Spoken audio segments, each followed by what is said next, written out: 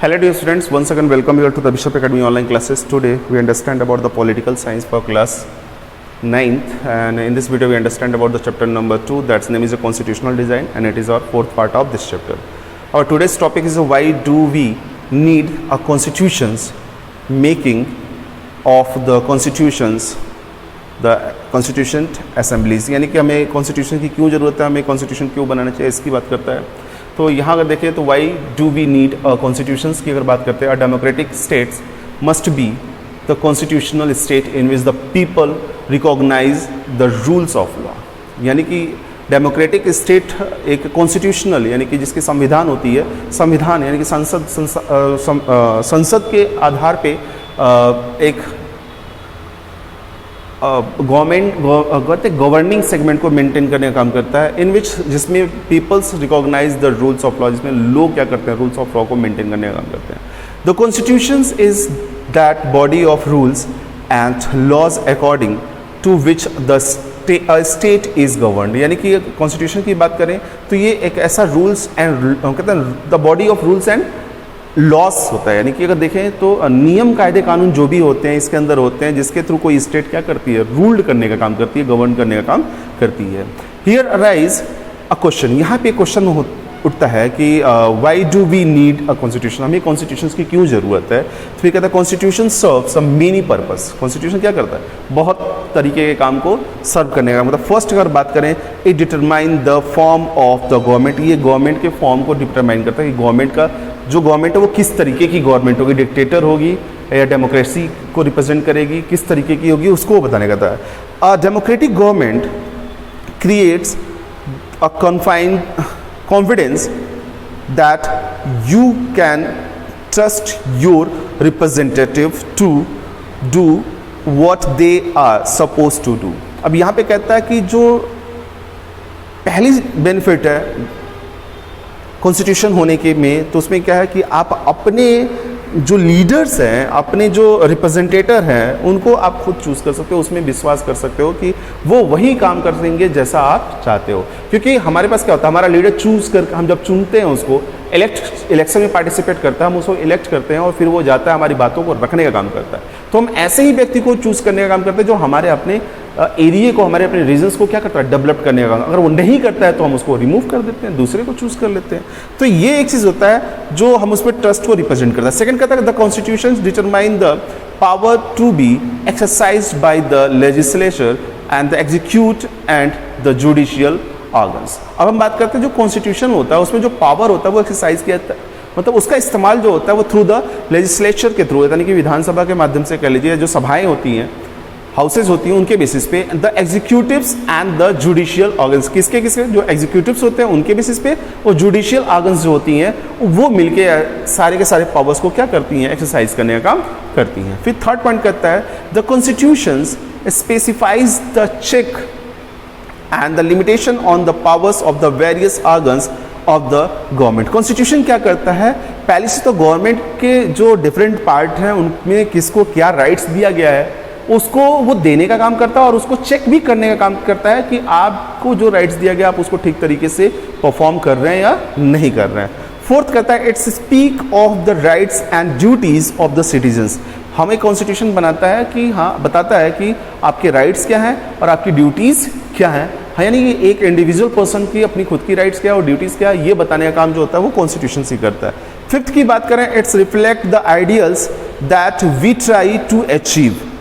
ठीक है, our constitutions for instance seeks to secure to all its citizens the justice, liberties and equalities of the status and of the opportunities. अब यहाँ पे कहता है कि it's reflect the ideal that ideals को reflect करने का, बेहतर कोई बात करता है कि अगर मान लीजिए कोई अच्छा काम नहीं कर रहा है, ठीक है, वो उसको हम हटा के दूसरे को ले सकते हैं. यहाँ ideals that we try to achieve, जिसको हम पाना चाहते हैं, यानी कि अगर हम अपने यहाँ कुछ अच्छा ग्रोथ पाना चाहते हैं तो हम एक अच्छे व्यक्ति को वहाँ पे रख सकते हैं जो हमारे प्रॉब्लम्स को, हमारी अपनी जो सिचुएशन है उसको रिप्रेजेंट कर सकता हो. अदरवाइज हम क्या करते हैं, अगर वो नहीं करता है तो हम उसको हटा के दूसरा रख लेते हैं. तो हम आइडियल सिचुएशन की बात करते हैं. Our constitution for instance the seek to the secure the all the citizens, ये हमारे सारे सिटीजन्स को सिक्योर करने का काम करता है, जस्टिस देने की बात करता है, भाईचारे की बात करता है और इक्वल स्टेटस देने की बात करता है और अपॉर्चुनिटीज़ की भी, क्योंकि सबको अपॉर्चुनिटीज़ भी मिलेगी और इक्वल। ये चार पॉइंट ऐसे हैं जो कॉन्स्टिट्यूशंस के होने से हमको मिलते हैं।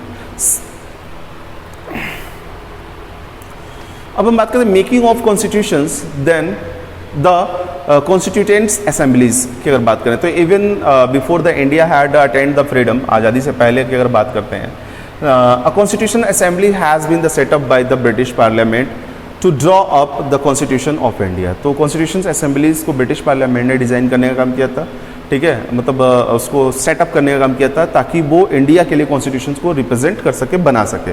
The member of the constituent assemblies were elected by the provincial assemblies, ठीक है, तो जो इसके मेंबर्स थे वो असेंबलीज, प्रोविंशियल असेंबलीज के बेसिस पे ही उनको इलेक्ट करने का काम किया गया था। The representatives of the native states were the nominated by the ruler of the states, तो जो रिप्रेजेंटेटिव थे अलग अलग स्टेट्स के रूलर्स थे, उनको उसमें रखने का काम किया गया था। This is enough to demonstrate that the composition of the assemblies was not wholly the democratic। ये जो चीज़ें थी वो डेमोस्ट्रेट करने का काम करती थी, यानी पूरी तरीके से डेमोस्ट्रेट कर देती थी कि that the composition of the states of the assemblies was not the Holi democratic. जो असेंबलीज वो पूरी तरीके से क्या है, डेमोक्रेटिक नहीं थी, यानी कि जो अलग अलग स्टेट्स को मेंटेन करना और अपनी चीज़ों को अपने तरीके से मेंटेन करना है वो थोड़ा सा। The constituent assemblies meant for the undivided India. अब ये जो असेंबलीज बनी हुई थी उस वक्त वो अनडिवाइडेड इंडिया के लिए बनी हुई थी।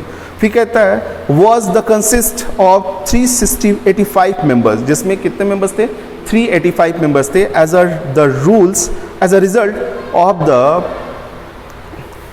Partition of India the member got reduce the 308। अब क्या हुआ था, पार्टीशन से पहले हमारे यहाँ जो कॉन्स्टिट्यूशन असेंबली जनरेट हुई थी, या फिर यूँ कह लीजिए हाँ असेंबली जनरेट हुई, उसमें 385 मेंबर्स थे, लेकिन जब पार्टीशन हो गया तो उसमें रिड्यूस हो गए, वो हो गए हमारे पास 308, यानी 308 मेंबर्स ही केवल रह गए।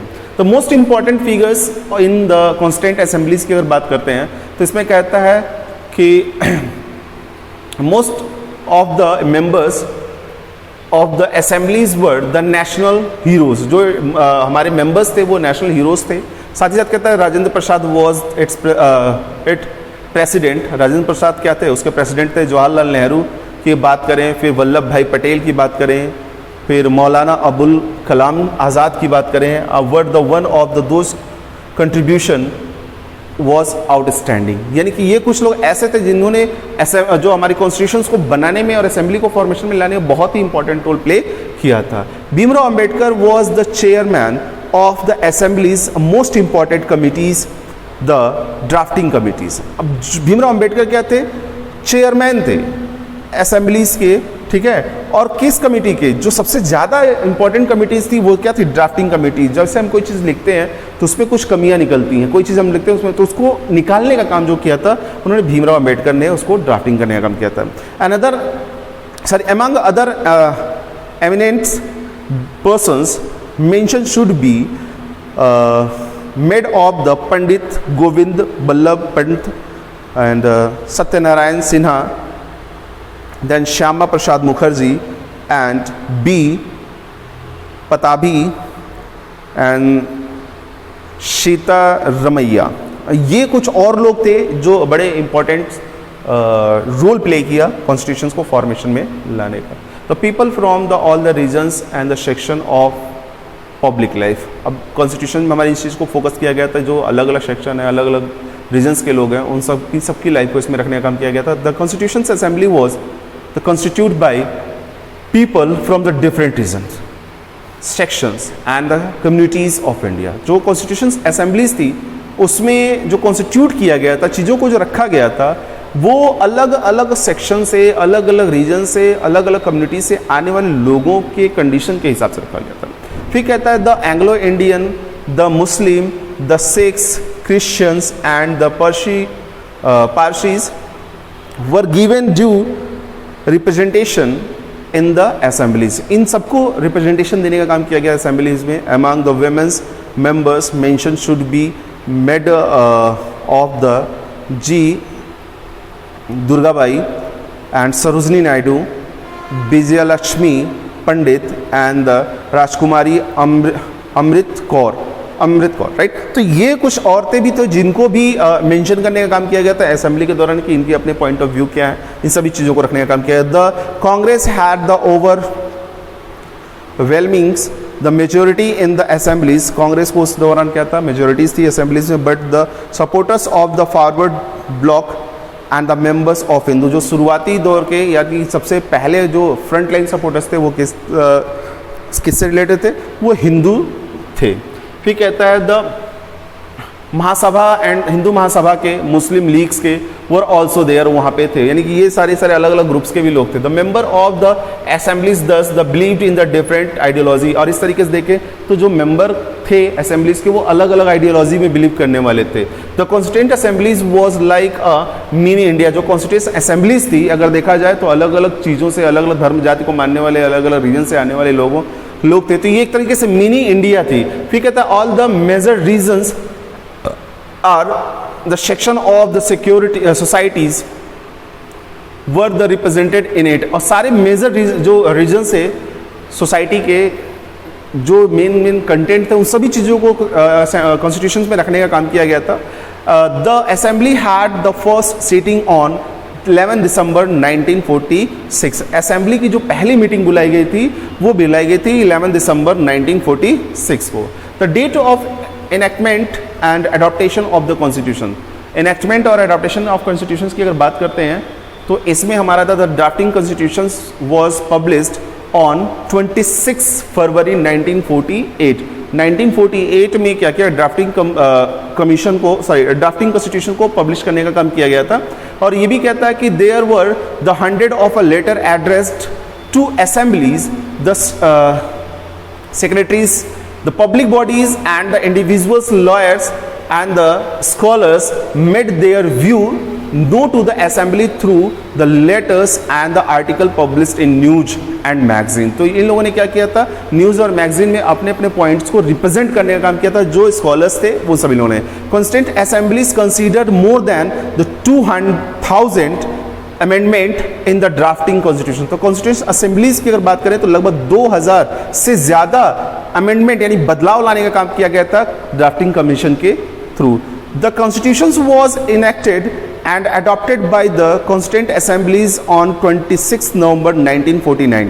तो इसको क्या किया था, जो कॉन्स्टिट्यूशन बनाया गया था उसको अडॉप्ट करने का काम किया, उसको एक्सेप्ट करने का काम किया गया था 26 नवंबर 1949 से। इट्स टुक 2 years, इसने 2 साल लिया और 11 months and the 17 days, 2 साल 11 महीने और 17 दिन इसने लिया था असेंबली को पूरी तरीके से फाइनलाइज करने के लिए एंड इनएक्टेड कॉन्स्टिट्यूशंस, और इस लायक बनाने के लिए उसको अप्लाई किया सके। फिर कहता so that the assembly did it's job with much patience, और इस तरीके से देखें तो जो असेंबली क्या करते हैं, अपने जो जॉब को करते हैं, जो काम उसका रहा है उसको बहुत पेशेंस के साथ करती है। फिर कहता है in assemblies the discussions everyone could have his or her says, और असेंबली में ये डिस्कशन किया गया कि सभी लोगों ने अपनी अपनी बातों को उसमें रखने का काम किया।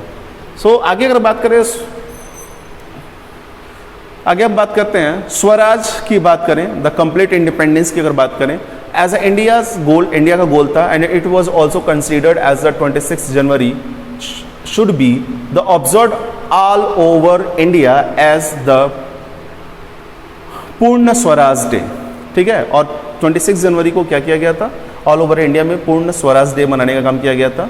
फिर कहता the complete independence day was for the first time celebrated on 26 जनवरी 1930, जो कंप्लीट जो इंडिपेंडेंस था हमारा उसको सेलिब्रेट करने का काम किया गया था 26 जनवरी 1930 को।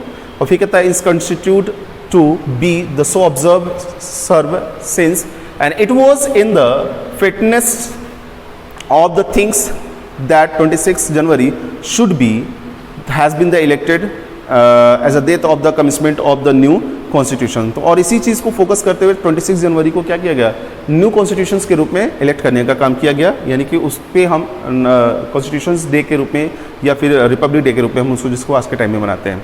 फिर क्या था, date of the commitment of the constitution, commitment of the constitution की बात करें, कॉन्स्टिट्यूशन कब से शुरू हो गया, तो वो हमारा अप्लीकेबल, वो बना कब, नवंबर में, ठीक है, और अप्लाई कब हुआ 1950 में 26 जनवरी को।